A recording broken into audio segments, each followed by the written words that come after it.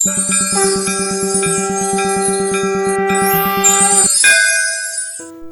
ओम नमो शिवाय। दोस्तों, मैं ये कामना करता हूँ आप और आपका परिवार सब कुशल मंगल होंगे। दोस्तों, आपका हमारे YouTube चैनल ज्योतिष ज्ञान पर बहुत बहुत स्वागत है।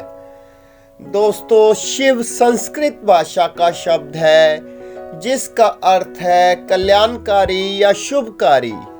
यजुर्वेद में शिव को शांतिदाता बताया गया है। शी का अर्थ है पापों का नाश करने वाला, जबकि व का अर्थ है देने वाला यानी दाता। दोस्तों, अब मैं आपको शिवलिंग के बारे में जानकारी दूंगा। शिव की दो काया है, एक वह जो स्थूल रूप में व्यक्त किया जाए, दूसरी वह जो सूक्ष्म रूपी अव्यक्त लिंग के रूप में जानी जाती है। शिव की सबसे ज्यादा पूजा लिंग रूपी पत्थर के रूप में ही की जाती है। लिंग शब्द को लेकर बहुत भ्रम होता है।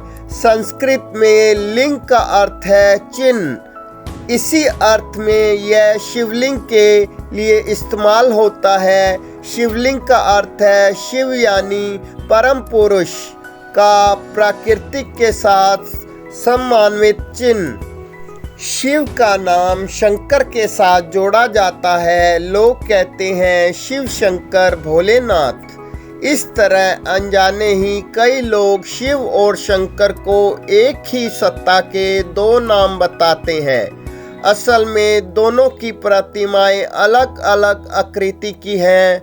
शंकर को हमेशा तपस्वी रूप में दिखाया जाता है। कई जगह तो शंकर को शिवलिंग का ध्यान करते हुए भी दिखाया गया है। शिव ने सृष्टि की स्थापना, पालन और विनाश के लिए ब्रह्मा विष्णु महेश भी शंकर का ही नाम है नामक तीनों सूक्ष्म देवताओं की रचना की है। इस तरह शिव ब्रह्मांड के रचयिता हुए और शंकर उनकी एक रचना। भगवान शिव को इसलिए महादेव भी कहा जाता है। इसके अलावा शिव को 108 दूसरे नामों से भी जाना जाता है और पूजा जाता है। शिव को अर्धनारीश्वर भी कहा गया है। इसका यह अर्थ नहीं है कि शिव आदि पुरुष ही है या उनमें संपूर्णता नहीं है। दरअसल यह शिव ही है जो आधे होते हुए भी पूरे हैं। इस सृष्टि के आधार और रचयिता यानी स्त्री और पुरुष शिव और शक्ति के ही स्वरूप हैं। इनके मिलन और सृजन से यह संसार संचालित और संतुलित है। दोनों ही एक दूसरे के पूरक है। नारी प्राकृतिक और नर पुरुष। प्राकृतिक के बिना पुरुष बेकार है और पुरुष के बिना प्राकृतिक। दोनों का अटूट संबंध है। अर्धनारीश्वर शिव की इसी पारस्परिकता का प्रतीक है। आधुनिक समय में स्त्री पुरुष की बराबरी पर जो इतना जोर है, उसे शिव के इसी स्वरूप में बेखूबी देखा समझा जा सकता है। यह बताता है कि शिव जब शिव युक्त होता है तभी समर्थ होता है। शक्ति के अभाव में शिव शिव न होकर शव शव रह जाता है। दोस्तों, अब मैं आपको बताता हूँ शिव को नीलकंठ क्यों कहा जाता है। अमृत पाने की इच्छा से जब देव दानव बड़े जोश और वेग से मंथन कर रहे थे, तभी समुद्र से कालकूट नामक भयंकर विष निकला। उस विष की अग्नि से 10 दिशाएं जलने लगी। समस्त प्राणियों में हाहाकार मच गया। देवता और दैत्यों सहित ऋषि मुनि, मनुष्य, गंधर्व और यक्ष आदि उस विष की गर्मी से जलने लगे। देवताओं की प्रार्थना पर भगवान शिव विष पान के लिए तैयार हो गए। उन्हें भयंकर विष को हथेलियों में भरा और भगवान विष्णु का स्मरण कर उसे पी गए। भगवान विष्णु अपने भक्तों के संकट हर लेते हैं। उन्होंने इस विष को शिवजी के कंठ यानी गले में ही रोक कर रखा उसका प्रभाव खत्म कर दिया। विष के कारण भगवान शिव का कंठ नीला पड़ गया और वह संसार में नीलकंठ के नाम से प्रसिद्ध हुए। अब मैं आपको बताता हूँ भगवान शिव को भोले बाबा क्यों कहा जाता है। शिव पुराण में एक शिकारी की कथा है। एक बार उसे जंगलों में देर हो गई, तब उसने एक बेल के वृक्ष पर रात बिताने का निश्चय किया। जगे रहने के लिए उसने एक तरकीब सोची। वह सारी रात एक एक पत्ता तोड़कर नीचे फेंकता रहा। कथा अनुसार बेल के पत्ते शिव भगवान को बहुत प्रिय हैं।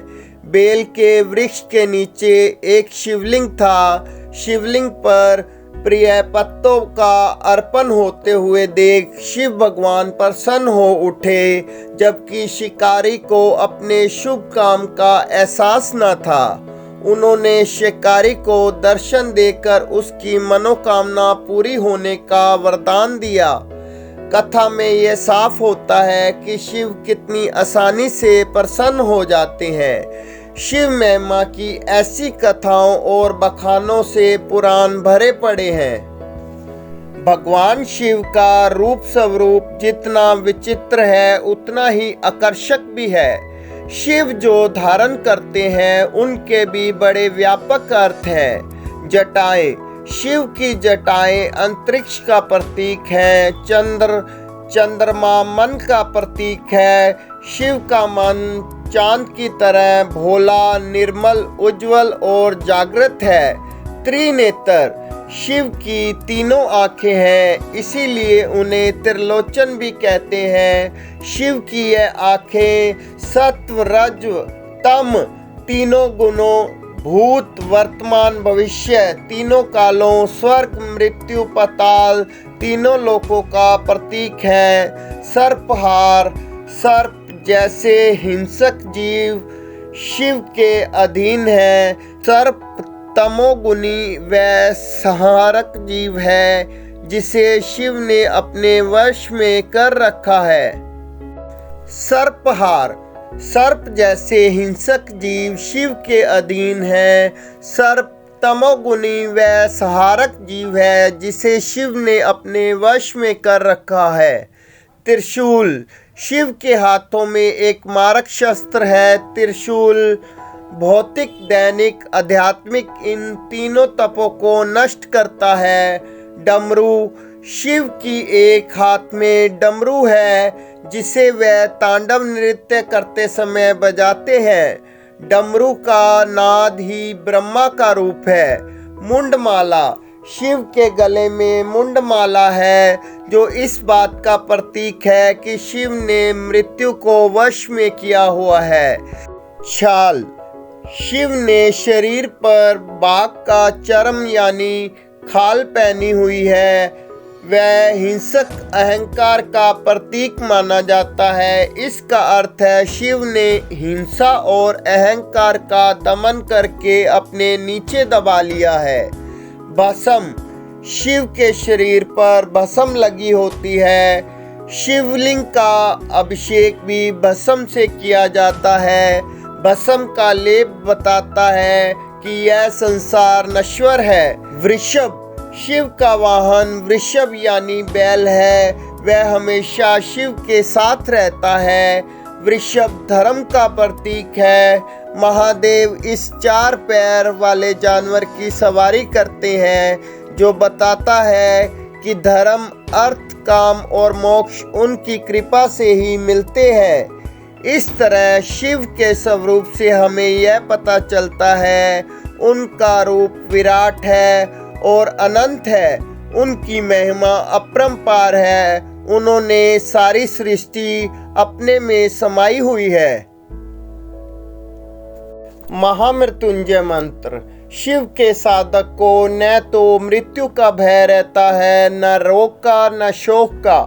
शिव तत्व उनके मन को भक्ति और शक्ति का समर्थ देते हैं। शिव तत्व का ध्यान महामृत्युंजय मंत्र के जरिए किया जा सकता है। इस मंत्र के जप से भगवान शिव की कृपा मिलती है। शास्त्रों में इस मंत्र को कई कष्टों का निवारक बताया गया है। महामृत्युंजय मंत्र का अर्थ हम भगवान शिव की पूजा करते हैं, जिनके 3 नेत्र हैं, जो हर श्वास में जीवन की शक्ति का संचार करते हैं और पूरे जगत का पालन पोषण करते हैं। उनसे हमारी प्रार्थना है कि वह हमें मृत्यु के बंधनों से मुक्त कर दें, ताकि हमें मोक्ष की प्राप्ति हो जाए।